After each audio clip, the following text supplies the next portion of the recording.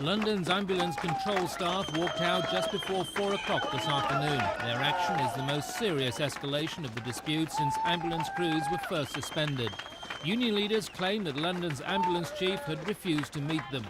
The control staff includes control officers, as you can quite clearly see, and the control assistants, have been under enormous pressure for the last week, in fact more than a week, where they have actually witnessed lies being told, touched the patients, they've witnessed calls going astray, they've witnessed faxes going astray, and they're obviously very conscious of people who have died over the last 10 days.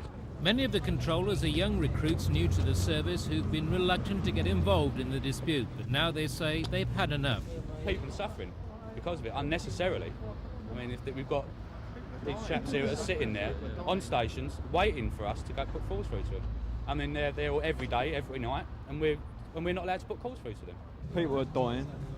New Scotland Yard aren't doing a job as competently as an ambulance crew would do, a normal ambulance crew, and we're not prepared to sit down and watch people die anymore.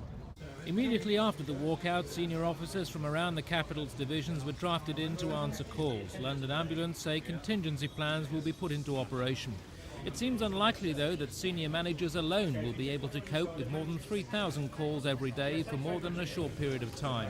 One option that's being considered is having 999 calls routed directly to Scotland Yard, but that too would put a severe strain on the system.